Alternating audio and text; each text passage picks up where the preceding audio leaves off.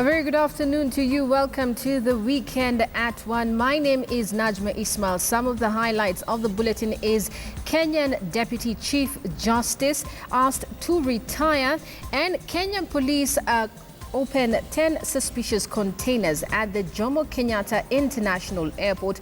We will also be giving the story of chaos as nurses storm Kenyan Kirinyaga's County Assembly over health issues. My name is Najma Ismail. Welcome to the bulletin.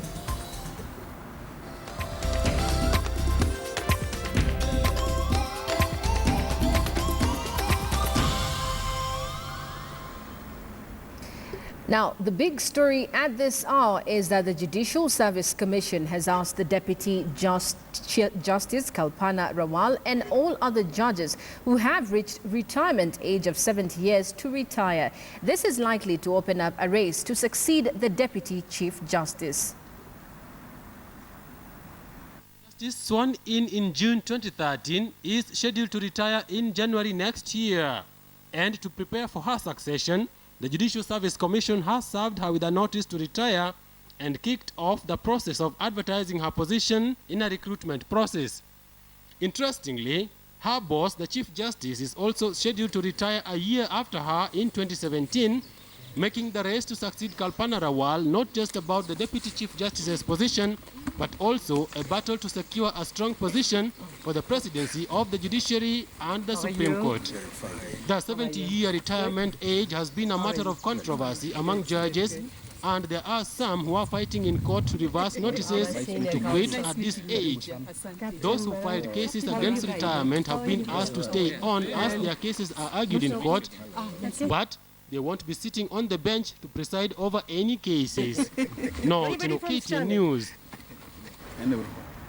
Now, the Deputy Chief Justice has been asked to retire, but another high-profile woman in Kenya has already been forcefully evicted from her office and has been replaced. The now former Deputy Inspector General of Police, Grace Kaindi's removal is still causing ripples in Kenya. The Federation of Women Lawyers, FIDA, says women leaders are targeted in public offices. FIDA says the ouster, Grace Kaindi, is a setback to achieving gender parity in Kenya. He has 5 years to work as a Deputy Inspector General. At the moment at which they're saying that she has attained the retirement age, she is also protected by the law to be able to serve for the 5 term years, so that when her term ends is in 2018 and not now. We call for concerted effort by the National Police Service Commission to seriously take up its mandate and rightfully advise the President in line with the constitutional and statutory requirements on gender. This role also lies with the Cabinet Secretary, Ministry of Planning and Devolution, where gender issues are docketed to stand up for women in leadership. Now, members of the Maasai community have vowed not to let go of the controversial 7,500 acres of land at the Kidong Ranch, led by Narok Senator Stephen Olen Tutu and his Kajiado counterpart Peter Mositet. The residents said the ranch is located on their ancestral land. The leaders say the Maasai claim on the land is said to belong to a group called Utheri Wariari is just the latest evidence of the perpetual injustices on the community. Also in attendance was a host of local MPs. It is a community that is not new to land disputes. The Maasai's quarrel over land date way back to the colonial period. And now, Maasai leaders led by Narok Senator Stephen Olen Tutu and Kajiado counterpart Peter Mositet have come out guns blazing to demand back what they say is legitimate Maasai land. Nyakati hizo za kuchukua for granted wa Maasai imeisha. We cannot stand kwa kukaa na kuangalia Wamaasai wakinyanyazo kila wakati. Wamaasai hawajawahi nunua mchanga tangu waingie Kenya. Makaratasi ya title deed imeanza kupeanwa Wamaasai wakiwa wamemiliki shamba zao. The Maasais are laying claim on the contentious 75,000 acres Kedong Ranch, which they say was irregularly sold to a Kiambu company. Kama muliuziwa ardhi na mtu aliwauzia hakuambia hiyo ardhi ina mwenyewe, hii ardhi basi ina wenyewe. Serikali ya Kenya Hataki mtu mnyenyekevu. Kenya inatakiwa mtu mkorofi. Mtu mkorofi. They say the Maasai community should be handed back their land as a reward for their hospitality to the other communities from the rest of the country. Watu wa Kajiado wanajua kukaa na amani na watu wa Narok sana. Jamii ya Wamasai ni yeye tu inajulikana Kenya nzima. Imeweza kukaa na jamii zote. The locals now want the Jubilee government to address their grievances within 6 months or compensate them for the land. Muremi Mwangi, KTN News, Nairobi. To another kind of standoff now, business at the Kenyan Kirinyaga County Assembly came to a standstill yesterday after over 700 health workers stormed the assembly in protest. Now, the nurses were up against a move by the assembly to do away with a budgetary allocation meant for promotions and purchase of drugs in the 2015-2016 financial year. In the show of force and determination, Kerugoya health workers led by the Kenya National Union of Nurses officials marched to the county assembly offices and came just short of bringing down the gate when they were denied entry. The workers later proceeded to Kerugoya town, causing a major traffic snarl-up along the busy Kerugoya-Karatina road. They have condemned the county assembly for what they have termed as its insensitivity towards the county's health sector's needs. Tumepatiwa barua ya kuonyesha ati kuna pesa wamepitisha shilingi 200 million ati itatumika kwa sababu ya imambo ya promotions na warrants na the rest. Hata tumepatiwa tukaambiwa kuna pesa imepitishwa hapa 26 million ya kununua madawa na chakula ya wagonjwa. Sasa ndio tulikuwa tunakuja hapa ili tuhakikishe kweli is it true. The health workers have criticized the capability of the county government to handle hospitals. Vile iliingia ni mzuri, devolution is good. Lakini vile iliingia, the way responsibilities were handed over to county government sio vizuri. These county governments are new. They have not developed their capacity ya kusimamia mahospitali. Mimi nataka kusema namna hii. Madaktari wenyewe wanasema hospitali, mambo ya hospitali irudishwe kwa national government. Kirinyaga Kenya National Union of Nurses Secretary Simon Jeru accused the county government of deliberately running down the health sector. County government, through the Council of Governors, let them be made enough. Wakuje wakae chini na national leaders tuseme we are not getting powers from you, but in the meantime kabla uji-organize mwenyewe, can we hold this responsibility for you in trust so that you can save the life of Kenyans? Sawa? 3 patients have lost their lives in the 3 weeks that the nurses have been on strike. Trix Ingado, KTN News.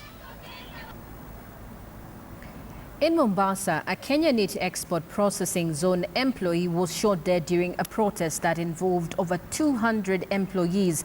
Employees were protesting what they termed as poor pay and appalling working conditions.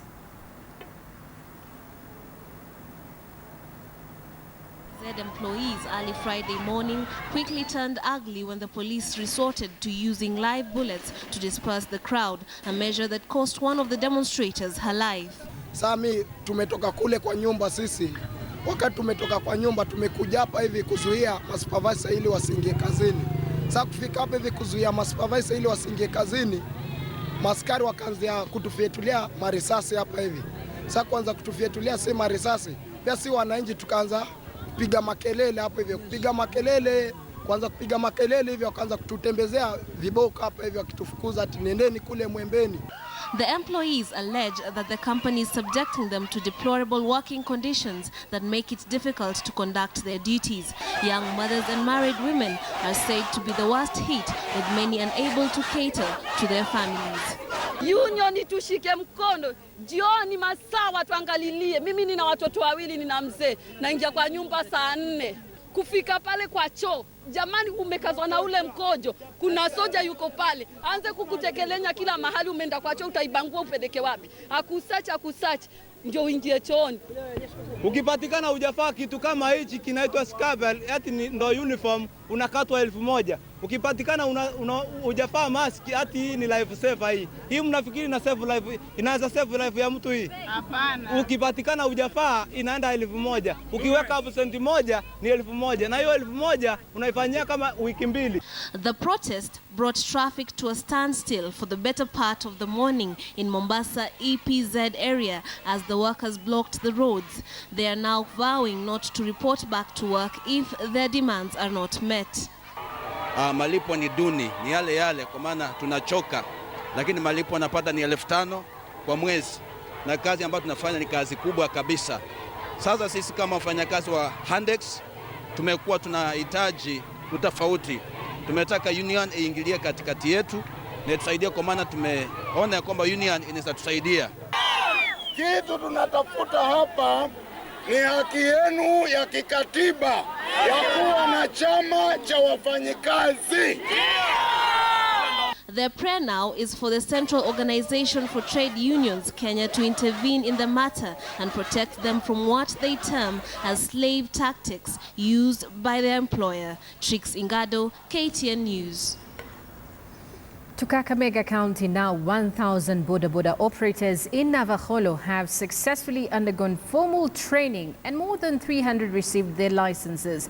In a county that registers a record number of road fatalities and injuries, this move is of great significance. The roads that lead to and away from Navakholo sub-county in Kakamega spell a difficult terrain laced with rocks and gullies. Very few vehicles can navigate here, and that is why bicycles and motorcycles, the latter well known as Okada or boda, are a bare necessity, the most accessible and affordable means. Few riders willingly choose this trade. For them, it's about survival. Reckless driving is synonymous with boda operators. Many are unlicensed, unqualified, and overlook even the most basic of safety rules. In Western region, Kakamega and Bungoma most recently, there has been a wave of violent crime and killings targeting boda operators. Hapana operate beyond your odd hours, na be very observant from the stage mpaka mahali unapeleka hii mteja yako. For this reason, 1,000 of them were trained in Navakholo with help from the CDF fund. 737 qualified for the licenses. 263 are yet to be interviewed and 359 got their licenses. Numbers don't lie, and they cast a light on how hard it is, especially for those who come from low-income economies, to facilitate their own training. It costs 7,000 shillings for a 6-month training, and many opt for the easier route of buy, board, bike. No training, no license. Endesha pikipiki kwa muda wa miaka 4 na mafunzo ya kupata driving kwangu kwa upande wangu kulipia peke yangu ilikuwa ni ngumu, lakini kufunzo mengi nimejifunza, lakini ya muhimu unakuwa always una keep left. Chenye mtu wa potopoto wakati mwenye amejifunza kwa kiwanja ajui. Mimi ni mchungaji na nimeona nijifunze, ni kwa sababu ni vizuri nitumie pikipiki kwa njia nzuri. Natumia pikipiki na sikuwa na leseni. Hasa nilikuwa nasumbuliwa na maaskari sana. Lakini nashukuru MP wetu vile ametufanyia hivi. Sasa niko free. The NTSA and the local leadership oversaw the handing over of the licenses. Kakamega is still far from being the safest of places to drive, ranking 3rd in the counties when it comes to road fatalities. Hiyo leseni sio leseni ya kuua watu. Ni kusema umehitimu kuendesha pikipiki vizuri na kubeba raia vizuri vile inavyotakikana na kutii sheria. Kwa hivyo mimi nitasema chairman wawekee shilingi 10 every boda hawa 1,000 ambao tuna train leo. Na mimi nitaenda kutafuta hustler nimwambie iko mahasla zaidi kuliko wewe. To have a license is one thing. To coexist with others who don't have theirs on the road is another. There's still much to be done, and the clarion call remains: safety for the rider, safety for the passenger. Dorcas Wangira, KTN News, Navakholo, Kakamega. Well, time now for a short break, but when we come back, Kamche Menza will be telling us about an interesting drink that is given to our athletes immediately they land in the country from a competition. Stay tuned.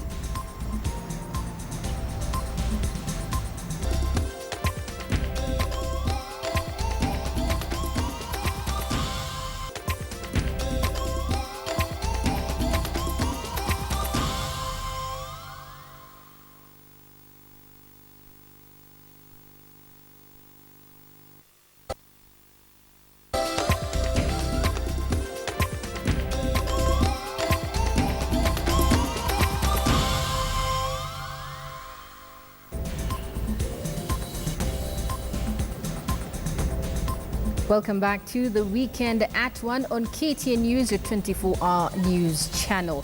Now, a recap of our top story. The Judicial Service Commission has asked the Deputy Justice, Chief Justice Kalpana Rawal, and all other judges who have reached retirement age of 70 years to retire. This is likely to open up a race to succeed the Deputy Chief Justice. Take a look.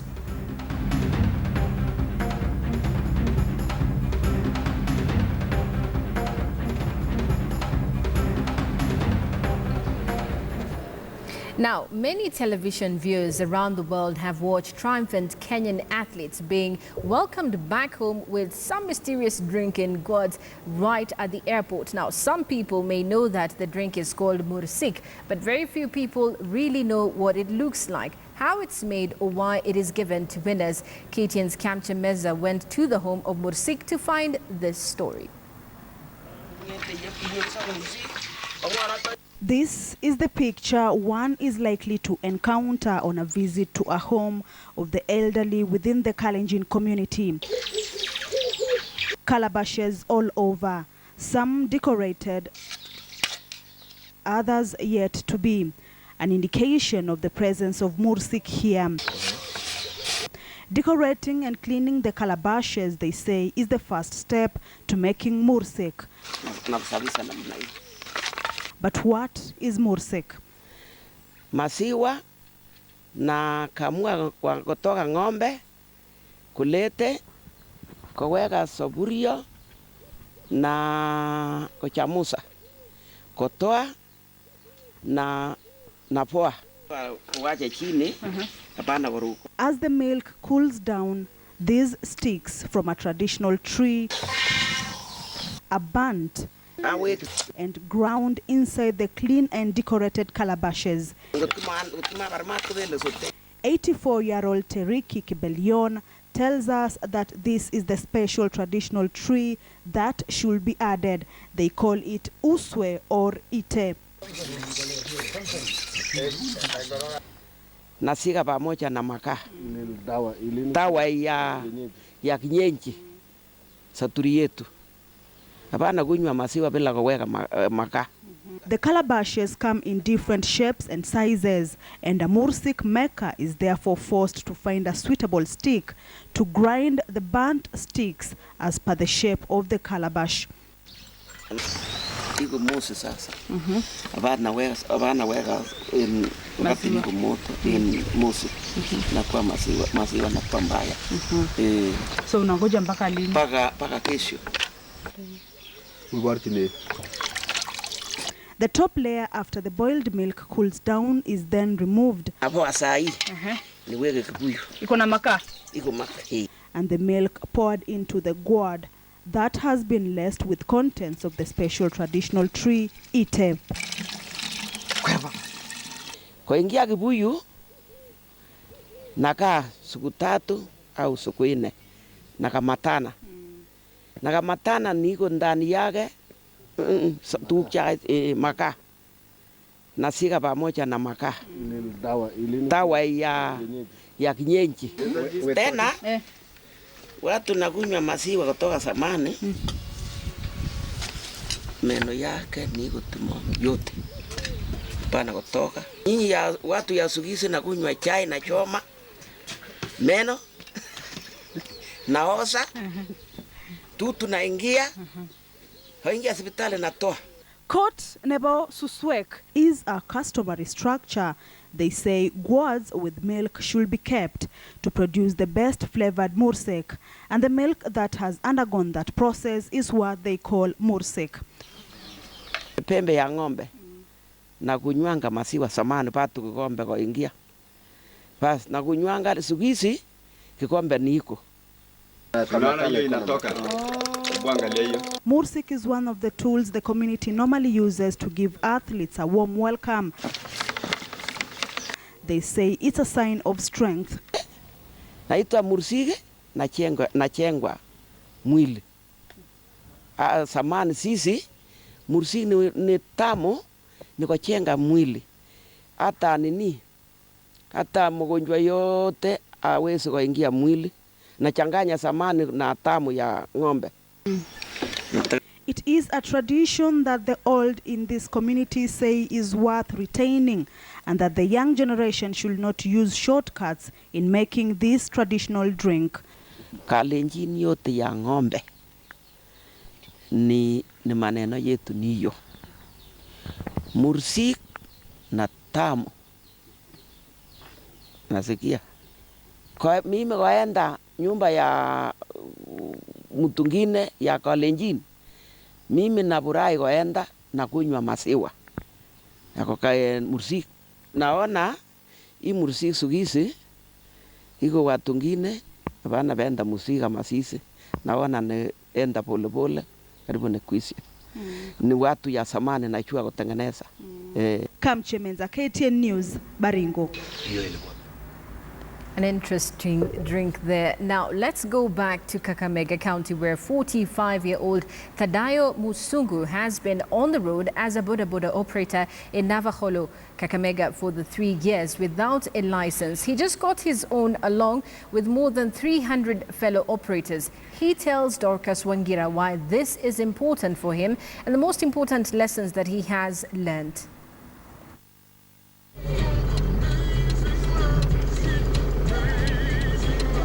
It's illegal to ride a motorcycle or the boda boda without a license, and those who do so give them a bad name. Mr. Thadayo Musungu, yes. You've been doing this business for a while, yes. So why have you gotten your license just now?